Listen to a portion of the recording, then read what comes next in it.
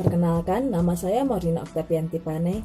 Saya kuliah di YKN Tarutung, jurusan Pendidikan Agama Kristen semester 4, grup E. Dan dosen pengampun saya, Ibu Damayanti Nababan, MPDK. Dan di video kali ini, saya akan membahas tentang COVID-19. Dan pembahasannya adalah sebagai berikut. Yang pertama,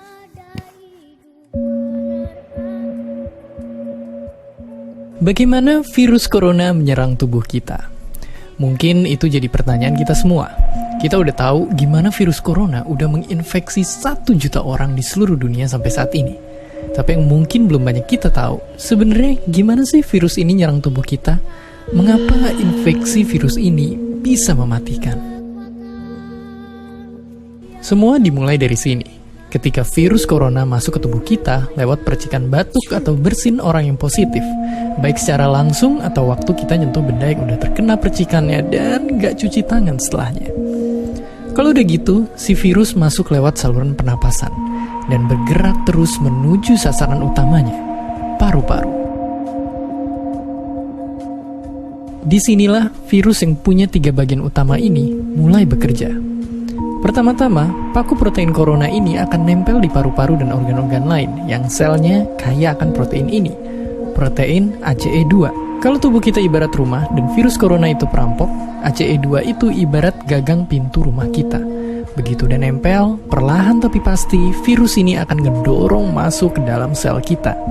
Dan begitu berhasil masuk, barulah aksi sebenarnya dimulai.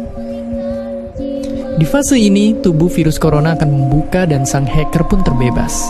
Dia akan ngehack inti sel sehat untuk nipu sistem imun tubuh kita biar nggak nyerang virusnya. Dan sekaligus ngebuat inti sel jadi memproduksi cikal bakal virus corona baru. Sel yang udah terinfeksi dan dihack ini selanjutnya akan terprogram untuk bunuh diri dan melepaskan jutaan virus corona yang siap nginfeksi dan ngehack sel-sel sehat lainnya.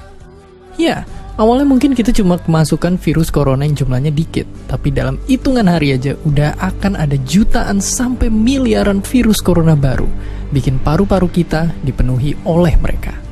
Tapi ternyata, mimpi buruknya ada setelah ini. Ya, ketika virusnya udah menuhin paru-paru kita, sistem imun kita bakalan ngerespon ibarat polisi dan tentara yang meluncur ke tempat kejadian perkara.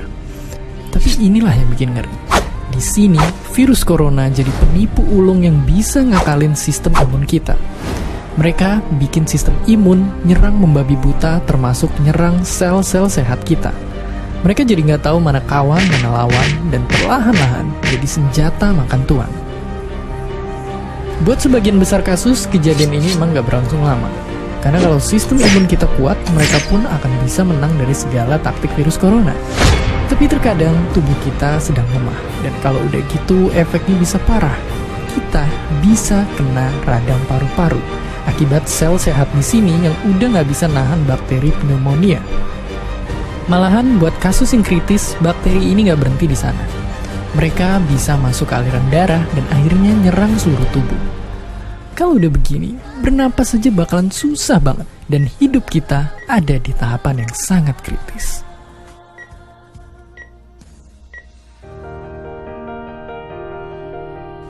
Ya, mungkin dengan fakta-fakta barusan bikin kita takut dan khawatir. Tapi ingat, kita pun punya cara buat memperkuat daya tahan tubuh kita. Makan makanan bergizi. Ya, bukan lagi sekedar 4 sehat 5 sempurna, tapi ikutilah pedoman gizi seimbang yang bisa ningkatin imun tubuh kita. Virus corona bisa parah kalau kita emang sakit. Tapi kalau tubuh kita sehat, kita punya harapan untuk bertahan. Dan seperti biasa, terima kasih.